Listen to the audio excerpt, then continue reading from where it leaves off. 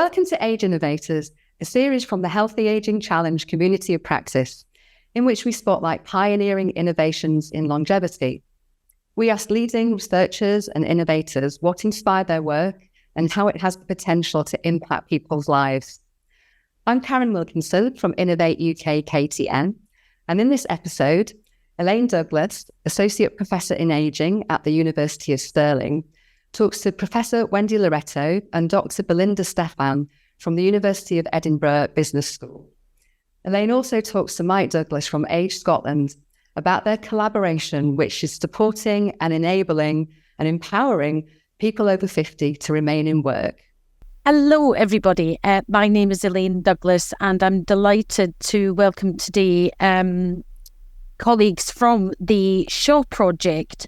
The Shaw Project is based at the University of Edinburgh, and they help to support over 50s to remain in work for longer by creating commercially viable, scalable products to support the less visible aspects of work in the workplace. So I'm going to introduce today, we've got Wendy Loretto, Belinda Steffan, and Mike Douglas.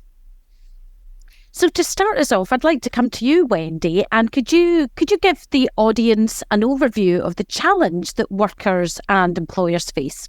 Yes, Elaine, I can. And I think the key statistic here is that currently 1 in 3 of our workforce is aged 50 or over. And that so-called older workforce has real issues for our economy, for our social well-being, and indeed our health and well-being. The issue is that unemployment amongst the over 50s is higher than it should be. And this is an issue that successive governments have been concerned about for 10 years or more. And there have been various exhortations for people aged 50 and over to stay and work for longer, to delay their retirement, or indeed, in the most recent spring budget in 2023, to come out of retirement and get back to work. So the Chancellor has famously said, get off the golf course and come back into work. And there's even been calls for older people to get on their bikes and become Deliveroo couriers. So this is a real live policy issue. At an organisational and individual level, there is a tension between the experience of ageing and some of the health problems that are associated with that. And also the fact, how do we manage ageing at work? And that's where Shaw comes in. Yeah, fascinating. I mean, I can see there must be a lot of choice that people might want to make about staying on in work, or indeed about deciding when to perhaps take their foot off the gas.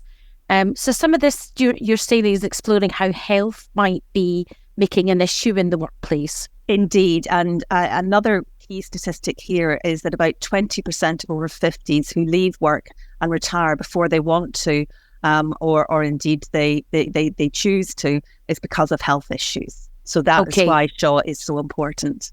Absolutely. So we may say that if people are able to support it with their health, they might actually choose to stay and work longer. Indeed. Yeah, great. Fantastic. I wonder, Belinda, can I come to you now? Could you tell me, what's different about your research? Sure, absolutely. Thanks, Elaine. So as you mentioned in the introduction, in the Shaw Project, we are exploring those less visible aspects of health. So there's quite a lot of research around sitting, around musculoskeletal health and well-being. So we're really excited to explore those less visible aspects. They're under-researched and they're not as well supported in practice. So we have both an academic and a practitioner lens on this. We've entered into the project explicitly exploring menopause as an aspect of health that is still somewhat stigmatized and taboo in the workplace. And we know that at least 1 in 10 women leave work early because of menopause symptoms. We're also set out to explore cognitive aging and decline, and also any health issues relating to stresses around unpaid care and financial precarity. So they were the aspects of hidden health that we went in to explore. And we also found that sleep That was an emerging finding from our research, that that is an aspect of health that covers all of those four aspects that I've just discussed and more. So that's an emerging finding that's come out that, again, is quite under-researched and not as well supported in practice as other aspects of health and well-being. The other aspect that's quite different about our research, I would say, is the outputs that we're getting from our project. Individuals have quite limited understanding of their own health, that there are tensions in the workplace, and actually don't necessarily have the expectation of the organisational support. We've also determined that reflection is a key component here, and that's understanding one's own health needs at work, and menopause and sleep is a really good example of that. We talk about menopause research that quite often women don't understand menopause until they're postmenopausal, and that postmenopausal reflection. So that's an important aspect. And then communication is another important finding from our project. And that's being aware of how individuals might discuss less visible aspects of health and have those awkward conversations around those sort of stigmatized or taboo aspects of health in the workplace. And I'd say finally, our research has identified the line manager role in supporting health and the communication of broader workplace supports and reinforcing workplace culture. So there's quite a lot in there, isn't there, really? I mean, I think that area of people not understanding their own health. I mean, how do you even get to uncover that people don't understand their own health?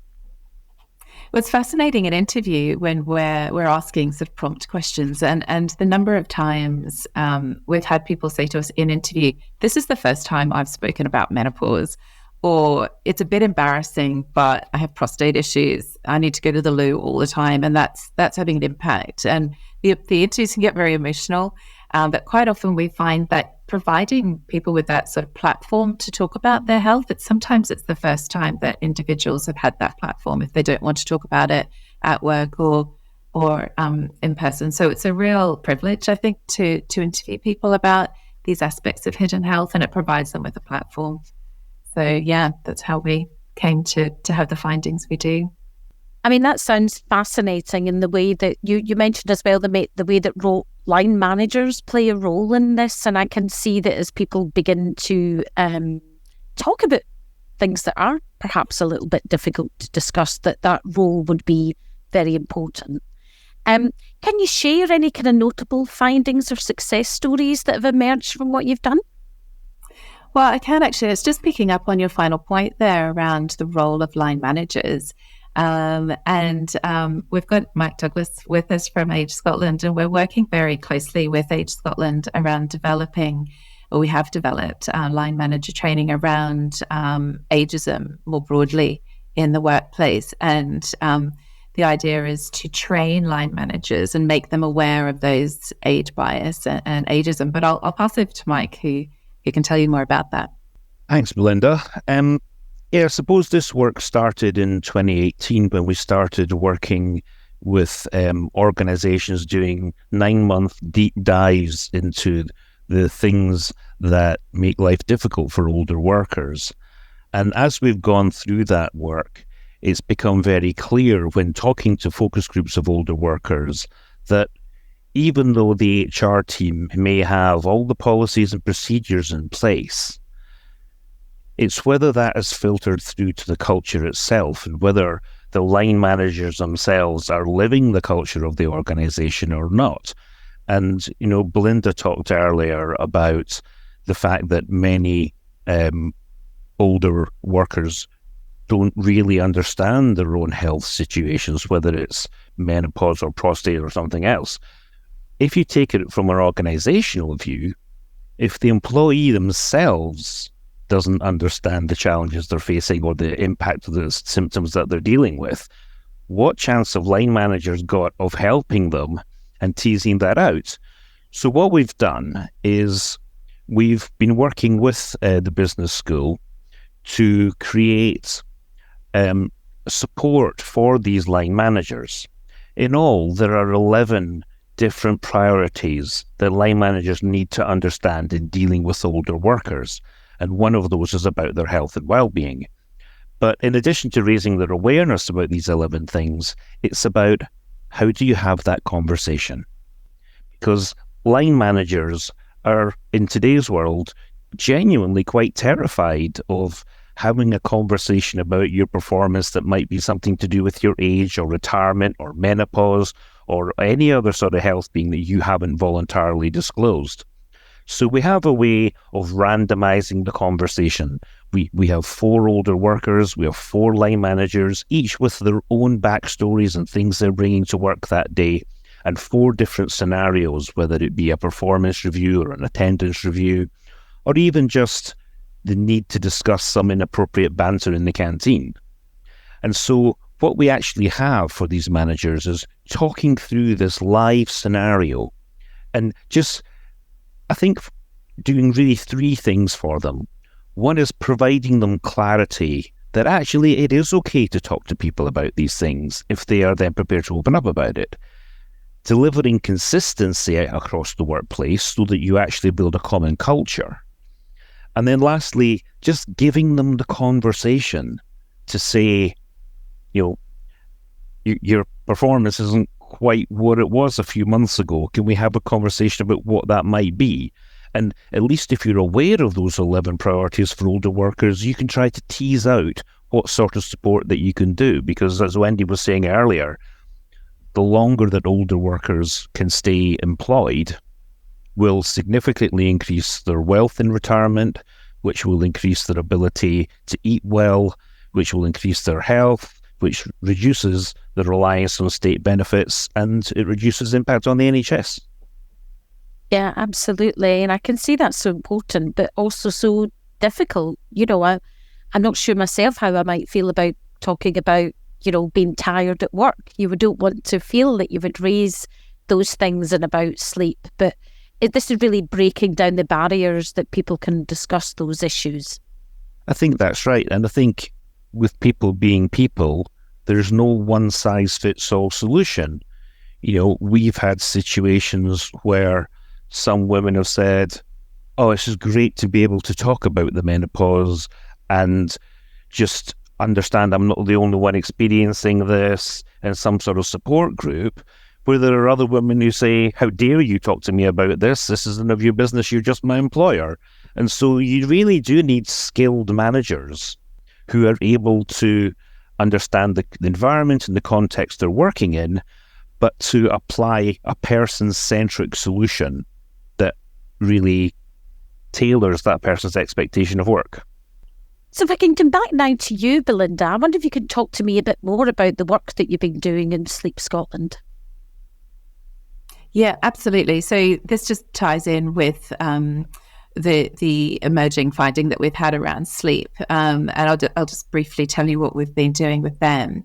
Sleep Scotland were moving away from their traditional clinical base to create a workplace solution. So it's sleep for wellbeing. And it's the workplace accreditation model. And we were talking to them about their evidence base, and Shaw Project have actually provided them with a significant amount of their evidence base for their product that they have trialed now and will be launching in the autumn. So we're really excited to be working with them for their first adult-facing non-clinical sleep product. So we're very excited about that. So it's really important to see this work moving forward. And actually, what I'm interested in is this is actually working in the workplace for people. It's not all theory. It's actually going into practice. Yeah, fantastic.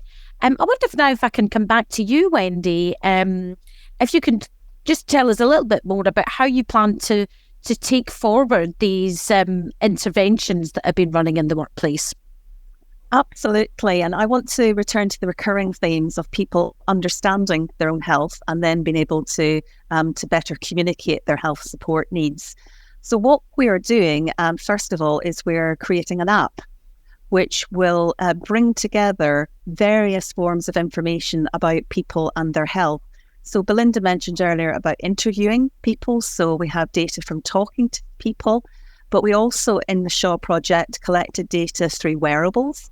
So some of our participants wore a smartwatch, which collected information on their sleep and other activities for 12 months. And they also filled in weekly and monthly questionnaires on their smartphones, which again, we're asking about things like sleep, we're asking about stress at work, we're asking about that interaction between their health and work. And what we've been able to do is bringing the information from these 3 data sources is now putting those into an app to be able to create a better understanding for the over 50s of their health and how their health and work intersect. So that's the first aspect of the app, and that's presenting it in a very visual way, but also collecting the data in, I think, quite an innovative way. So rather than having to punch in answers, using those very small smartphone keypads, we're actually developing, using AI technology, we're developing chatbot interaction and interface. So that, I think that's going to be a really exciting development in the way that we sort of help people get information about their health and understand it. And then from that, what we want to do is be able to use that understanding to empower individual older employees to either have those conversations with their line managers, because once they understand better, they can then have those conversations. And this is where it ties in with the training that Mike spoke about as well. Or if in some situations where they really will not want to talk to line managers or other say, for example, HR managers or occupational health managers, but their organisation might have sometimes quite an extensive self-help menu. If an individual older employee understands their own health better, then they're in a position to be able to go in and navigate that self-help menu to select what will help support them. So we're really excited about developing this app. There are a couple of other exciting aspects too, and I'm going to pass to Belinda to share those with you. Great, thanks very much, Wendy. So we're looking at a few other aspects of impact and how that evidence base that we've created within the Shaw project can filter through to create really practical and useful solutions. And I'll tell you about one of them today, where we're looking, again, focusing on menopause. Menopause is a really topical issue at the moment. And one of the reasons we're focusing on menopause is because of those statistics that we know that it can be so impactful for women in the workplace. There's also been a lot of information in the last few years about menopause more broadly. So it's really important that we bring a very solid evidence base to that menopause conversation and the solutions that are being created in the wider society and workplace. So to that end, we've partnered again with Age Scotland, and we're creating a bespoke menopause support for organisations solution. It's a form of diagnostic tool that we will adopt a consultancy model, and we will go into organisations. We will meet with very senior people, with menopausal women themselves, and other aspects around and other people within the organisation, and to try and get a sense of how prepared these organisations are to have a conversation around menopause and also to support menopause in the workplace. So we're really excited about putting that together, and I'll pass over to Mike again because he's got some interesting developments on that. Yeah, so it's been really interesting. Obviously, menopause has a lot of attention recently. There've been some celebrities getting involved to try and kickstart support for women in this situation. But I think one of the things in talking to HR professionals that's come out is taking some sort of workshop or support package that's been centrally designed and applying it to their own organisation has felt uncomfortable for a lot of HR professionals, because different cultures and different organisations are in different states of preparedness to be able to have these conversations and to support people. So for example, at the one end, there'll be some organisations where, yeah, it's absolutely fine. We can get men and women in a room and we can discuss this. There'll be some other organisations where the boards just don't think this is an issue that's appropriate for the workplace, so they don't really want to get involved. There'll be other situations where actually women who've been experiencing menopause symptoms with little or no support or awareness from their managers are really reluctant to come into a workshop with those same managers who may be predominantly male and open up about these things that have been ignored for years. Why would they want to put themselves in that situation? So the advantage of this diagnostic tool is it will enable us to work out where on that cultural journey an organisation is, and then be able to tailor something that says, look, this is where you are. I think we should start here and then migrate to where you want to get to, rather than just assuming that the one-size-fits-all is going to work. And we've engaged 14 different organisations to help us co-design and test this and produce it. So we're really confident we're going to get to something that's really going to give, as Belinda said, a bespoke solution with a much greater chance of changing the culture regarding menopause in the workplace, and getting it to a situation that genuinely enables women to have adaptations made that enable them to stay in the workplace with all the benefits of that we talked about before. Thank you, Mike. I mean, that sounds so important to bring together and make sure that people are ready to handle things in the workplace before expecting their employees to speak up. So that sounds fantastic.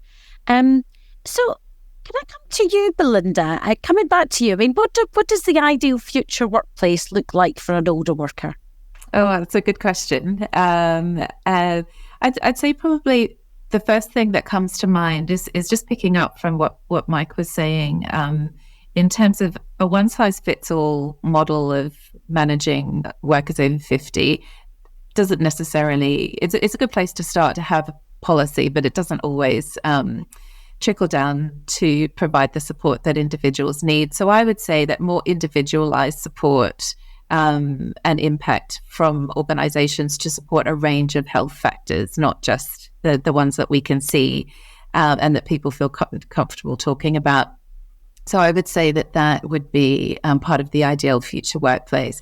And we've spoken a lot about menopause and sleep, but there's just such a broad range of health and intersecting health factors that this can relate to as well, because quite often one impacts the other.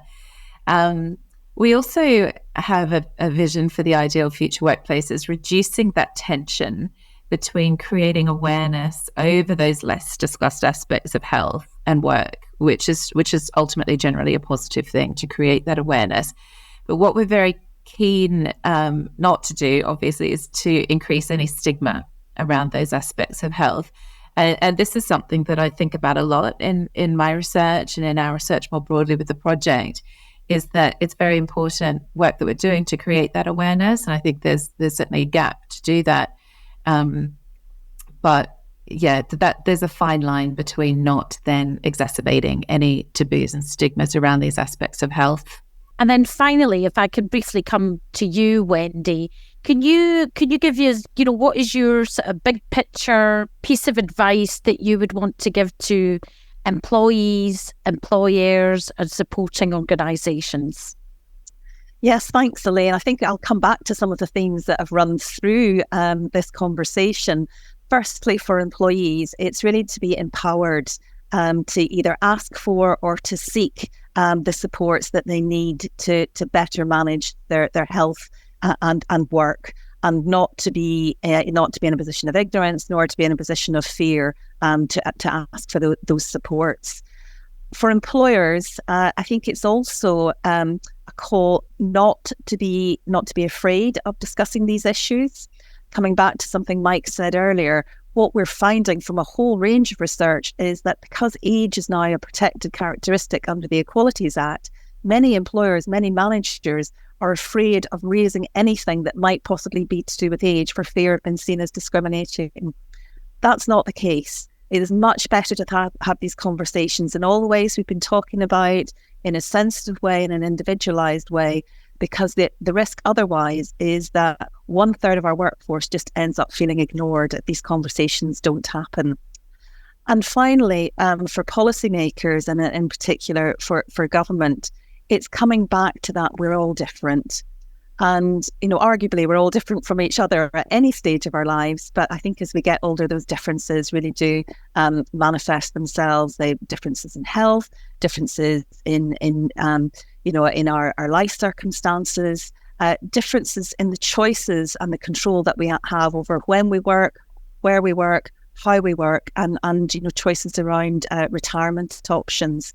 And I would definitely, ask government to please think about the differences between the older workforce when they're making policy for this area. And I would just like to leave everybody with something that's maybe a challenge to us all.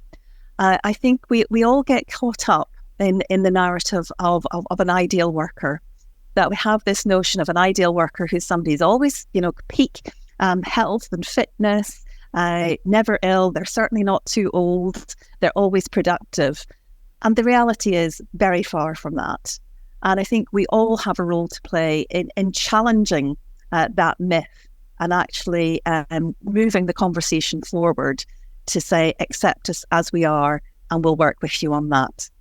Thank you, Wendy. I think that's a wonderful final piece of advice, note to end on. And I'd like to thank you, Wendy, Belinda and Mike for telling us more about your fascinating research and how it can make difference for workers in the future. Thank you. Thank you. Thank you. Thanks. Thanks for joining Age Innovators, and watch out for more episodes.